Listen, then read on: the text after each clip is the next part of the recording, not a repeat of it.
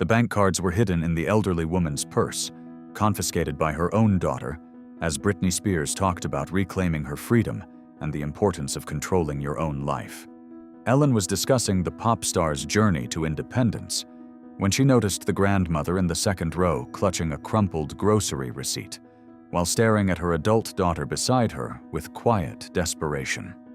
What happened next would prove that sometimes the most important freedom fights aren't waged in courtrooms by celebrities, but in living rooms where elderly parents discover their own children have become their captors. It was an emotional Thursday afternoon at the Ellen DeGeneres show, and the studio hummed with anticipation. 400 audience members had gathered to see one of pop music's most resilient survivors discuss her journey back to independence. Ellen, radiant in a sophisticated lavender blazer with delicate silver threading, was thoroughly enjoying her conversation with Britney Spears, who looked absolutely luminous in a flowing cream dress, her presence filling the studio with that blend of hard-won wisdom and renewed strength that had made her comeback story one of the most inspiring in entertainment history. "Britney," Ellen said, leaning forward with genuine admiration, "you've been so open about your journey to regain control of your life, your finances, your decisions. What does that independence mean to you now?" Britney's eyes lit up with the clarity that had emerged from her long battle for autonomy. "Ellen, for years I couldn't make the smallest decisions about my own life. I couldn't drive my own car, couldn't access my own money, couldn't choose what I wanted to eat for breakfast. When people control every aspect of your existence, they steal more than your freedom. They steal your sense of self." The audience listened with the kind of reverent attention that Britney's hard-fought wisdom commanded. This wasn't typical celebrity promotion. This was testimony about survival and reclaimed power. "And the financial aspect," Ellen continued, "having control over your own money, your own choices. How important was that in feeling like yourself again?" "Everything," Britney said with conviction. "Money isn't just money when someone else controls it. It's your ability to leave if you need to say no when you want to take care of yourself and the people you love. When someone takes that away from you, especially someone who's supposed to protect you, it's devastating."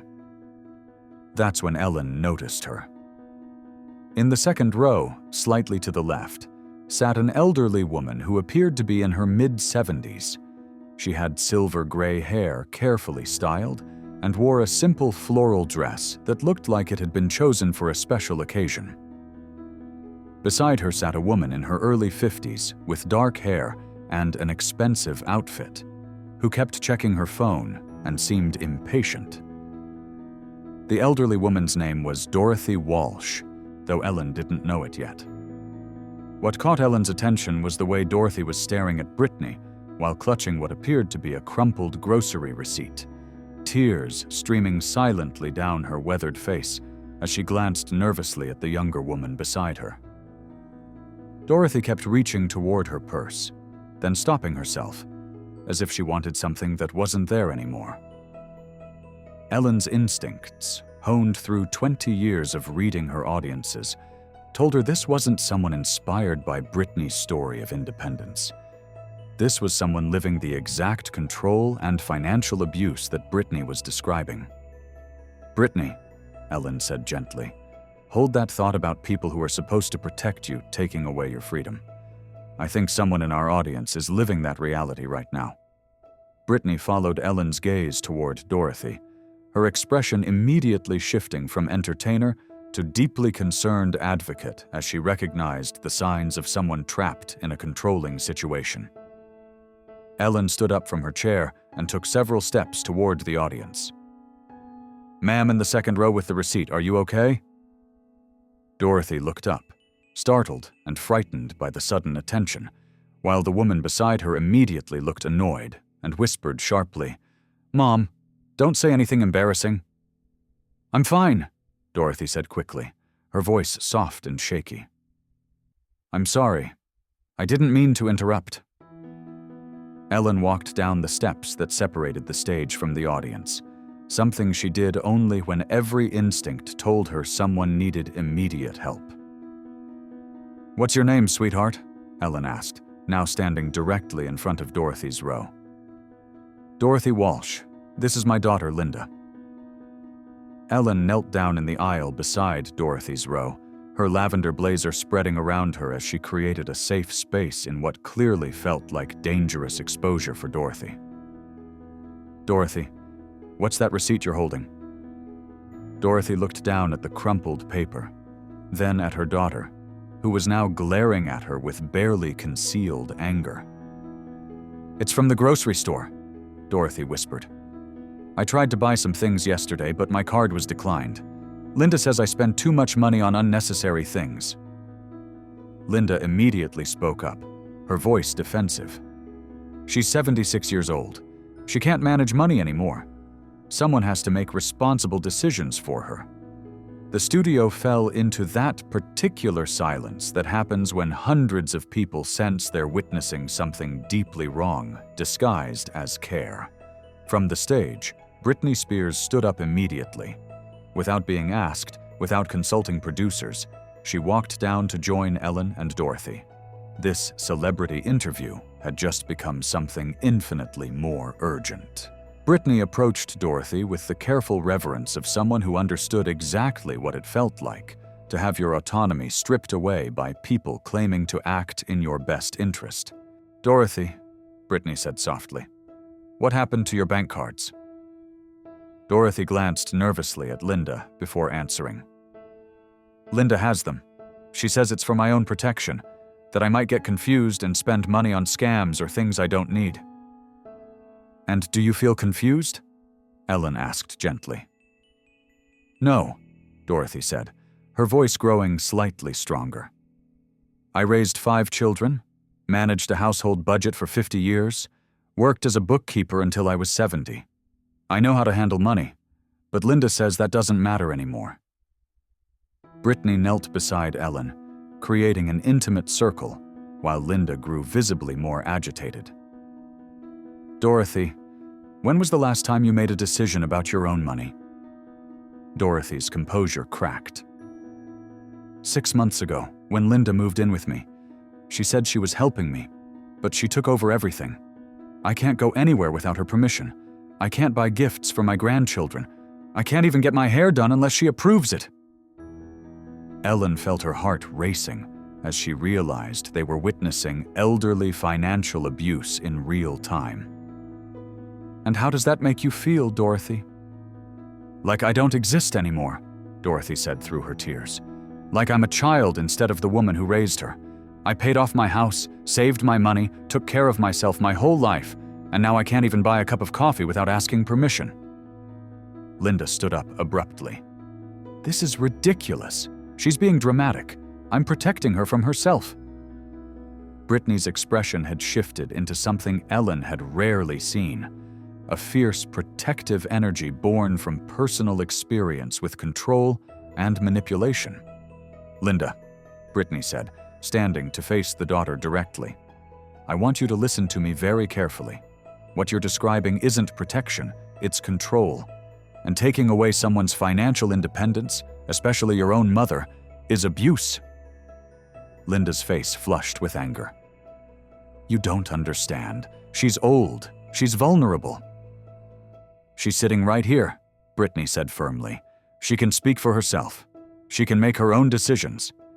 Age doesn't take away someone's right to autonomy unless they're medically incapable, and Dorothy sounds perfectly capable to me." Ellen stood up, her protective instincts fully activated.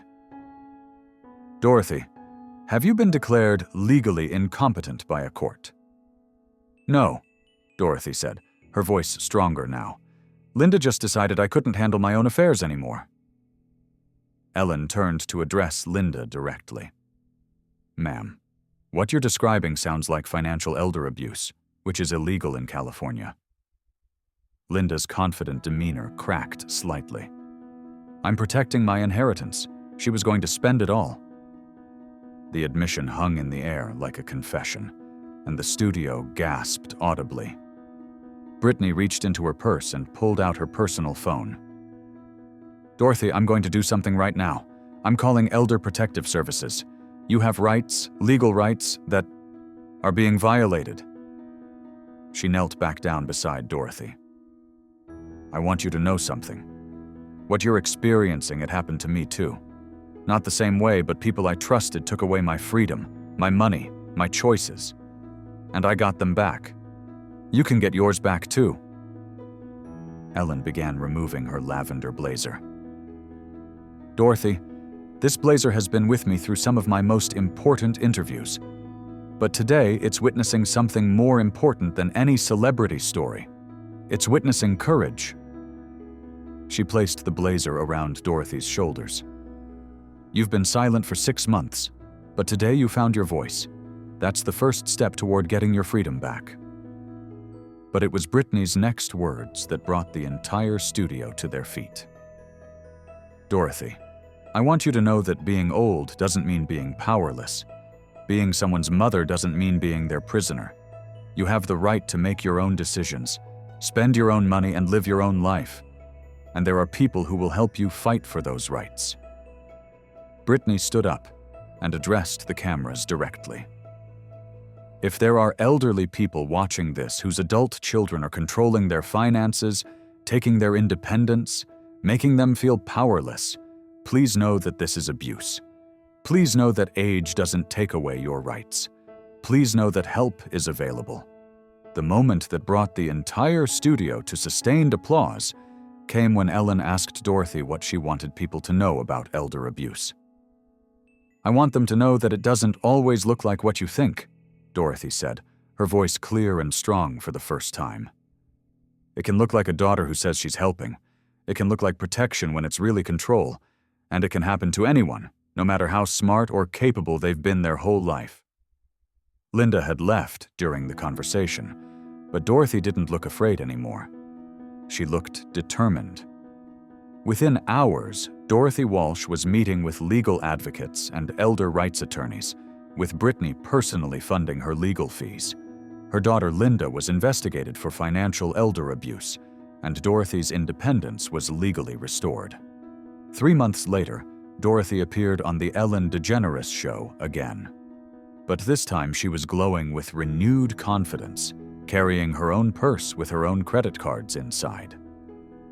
Britney Spears, who had stayed personally involved in Dorothy's case, appeared in person to celebrate her victory and announce the launch of a legal aid fund specifically designed to help elderly people reclaim their independence from abusive family members.